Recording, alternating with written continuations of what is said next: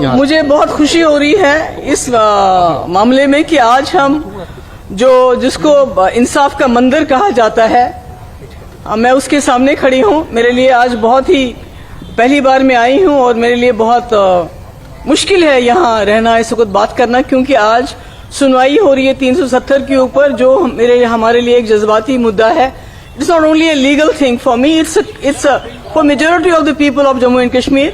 It's an emotional issue, and finally after 4 years इंतजार करने के बाद आज इसकी hearing हो रही है, and we are all grateful to the esteemed lawyers who have given voice to the voiceless people of Jammu and Kashmir, who have been threatened into silence through the barrel of gun, through coercive measures like PSA, UAPA, NIA, ED, SIA, SUI, all draconian laws and weaponized agencies, जिससे जम्मू कश्मीर के लोगों को पिछले 4 साल से खामोश कराया जा रहा है। कोई वहां पर, जिस तरह मैंने देखा आज सुप्रीम कोर्ट में जिस तरह 370 के ऊपर डिस्कशन और डेलिब्रेशंस हो रही हैं, आप जम्मू कश्मीर में एक आम जम्मू का, कश्मीर का, लद्दाख का बंदा इस पे बात नहीं कर सकता। अगर बात करेगा तो उसको जेल में डाल देते हैं।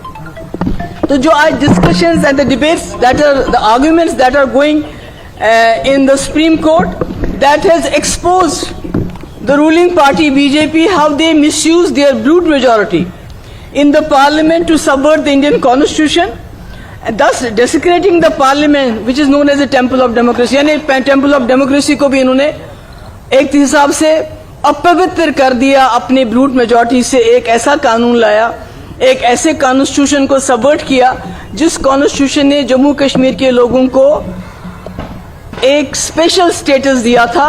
आज उसको भी इन्होंने अपने जो वोट की खातिर बिना किसी मतलब के अनकॉन्स्टिट्यूशनली उसको खत्म कर दिया। टुडे आज हमारा special status is not on trial. Let me be very clear about it. It's the idea of India that JK Jammu Kashmir, the erstwhile Jammu Kashmir wedded itself to, even though being a Muslim majority, जिस idea of India के साथ हमने हाथ मिलाया है, आज उसका मुकदमा अंदर चल रहा है। आज हमारा मुकदमा अंदर नहीं चल रहा है। It's the constitution of this country जिसने हमें गारंटीज दी कि being a unique state, having a unique identity, जिन्होंने हमें इंश्योर किया, they give them certain safeguards कि हमारी आइडेंटिटी जो है वो बरकरार रहेगी। That constitution of India is on trial. It is the judicial system of this country which is the custodian of the rights of people of India, including Jammu and Kashmir. That's on trial. It is a democratic system, जिसको हम कहते हैं we are the mother of democracy, जिसमें the will of the people is supreme। यानी लोग क्या चाहते हैं, ये वही लोग हैं, जम्मू कश्मीर के लोगों की वही will है जिन्होंने 1947 में being a Muslim majority state, उसके बावजूद पाकिस्तान को दरकरार करके अपनी मर्जी से इस मुल्क से हाथ मिलाया। आज उस डेमोक्रेसी का भी मुकदमा अंदर चल रहा है।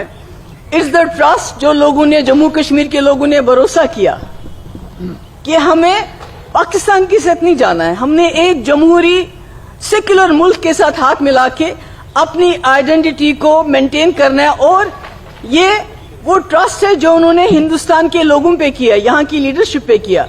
आज उस भरोसे का भी जो है अंदर मुकदमा चल रहा है।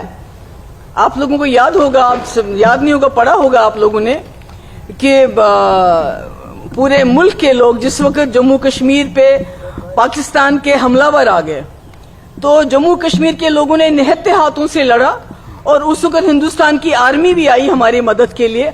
और उस वक्त हिंदुस्तान के लोगों ने ये देखा कि जो जम्मू कश्मीर के लोगों की मर्जी है, that should not be subverted. आज उसी जम्मू कश्मीर के लोगों की मर्जी का जो है, उसका डेमोक्रेसी का इम्तिहान है कि क्या करेंगे। और ऑनरेबल सुप्रीम कोर्ट हो या जो इस मुल्क के लोग हैं, उनको ये फैसला करना पड़ेगा कि क्या ये मुल्क आईन के मुताबिक चलेगा, whether this country is going to run according to the constitution of this country or it is going to run according to the divisive agenda of a particular party। I know, मुझे मालूम है कि जो ruling party है वो सब कुछ कर, they are trying to do everything to justify their bizarre arguments. जैसे इन्होंने एक argument तो because unfortunately there are loopholes in each and every legal system, और शायद that is the reason why rapists, murderers, criminals are roaming free. Either they have not been convicted, they have escaped the conviction, or they are on parole, or they are on bail, while as the innocent people are languishing in jails because of these loopholes. I'm sure BJP is going to take advantage of that, those loopholes, to justify them their unconstitutional action. So my point is that